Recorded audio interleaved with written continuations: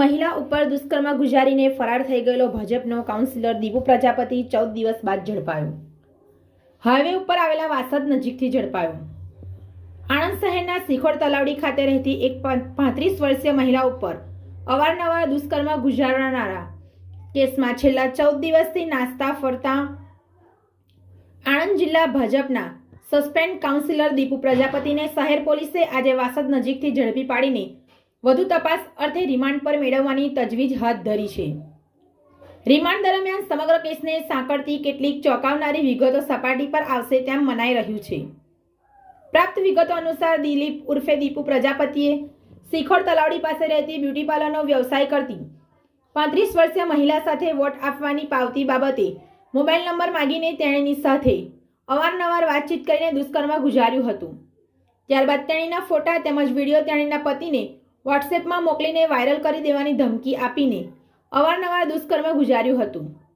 આ દરમિયાન ગત 16મી તારીખે રોજ મધ્યરાત્રિના સુમારે દીપુ પ્રજાપતિ મહિલાના ઘરમાં ઘૂસી ગયો હતો અને તેણી ઉપર દુષ્કર્મ ગુજાર્યું હતું। તે દરમિયાન તેણીનો પતિ આવી જતા દીપુને પકડીને અન્યોની મદદથી ઢોરમાર માર્યો હતો અને ઘરમાં પૂરી દીધો હતો। તે દરમિયાન દીપુના ભાઈઓ કમલેશ અને ભરતભાઈને ખબર પડતા તેઓ 7 જેટલા મુસ્લિમ યુવાનો સાથે ત્યાં પહોંચી ગયા અને મહિલાના પતિ ભાઈ સહિત અન્યો સાથે મારામારી કરીને દીપુને છોડાવીને લઈને ફરાર થઈ ગયા હતા।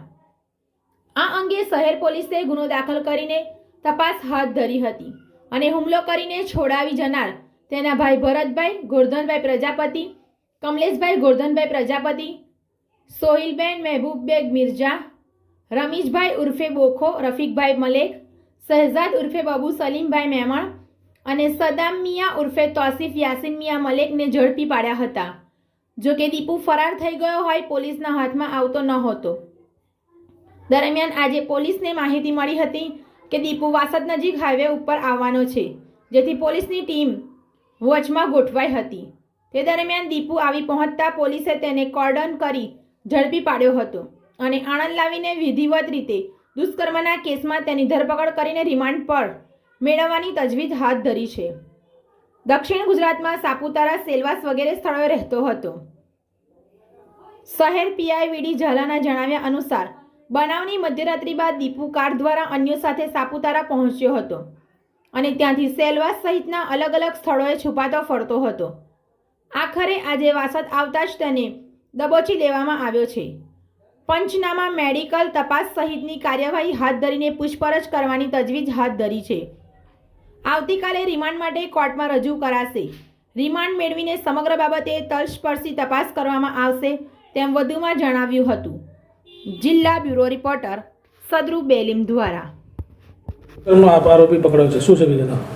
તારીખ 17/11/2024ના રોજ આણંદ ટાઉન પોલીસ સ્ટેશનની હદમાં આવેલ સરદારબાગ ચોકી વિસ્તારમાં તુલસી પાર્ક સોસાયટીમાં આવેલ ભોગ બનનારે આણંદ ટાઉન પોલીસ સ્ટેશન ખાતે આવી પોતાની ફરિયાદ હકીકત જાહેર કરેલ કે તેમના વિસ્તારમાં રહેતા દિલીપભાઈ ઉર્ફે દીપુ ગોરધનભાઈ પ્રજાપતિએ તેમના ઘરે આવી દુષ્કર્મ કરેલ છે અને દુષ્કર્મ કરી અને જતી વખતે ભોગ બનનારના પતિ તથા તેમના સગાવાલાએ તેને પકડેલ। તે સમયે આરોપી દીપુ ગોરધનભાઈ પ્રજાપતિએ તેના ભાઈઓ તથા તેના મિત્રોને બોલાવી અને ત્યાં મારામારી કરી નાસી ગયેલ છે। આ બાબતે ફરિયાદ આપતા આણંદ ટાઉન પોલીસ સ્ટેશનમાં રેપ તથા રાયોટિંગનો ગુનો રજીસ્ટર કરવામાં આવેલો।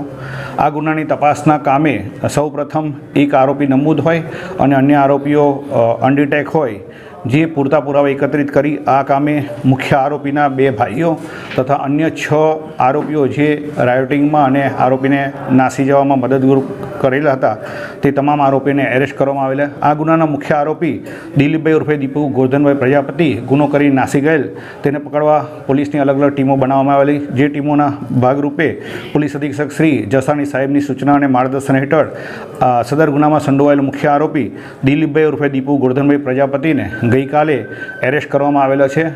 તેનું મેડિકલ પૂર્ણ કરી આજરોજ નામદાર કોર્ટમાં રજૂ કરી તપાસના કામે બાકી પુરાવા એકત્રિત કરવાની તપાસ તજવીજ હાથ ધરેલ છે।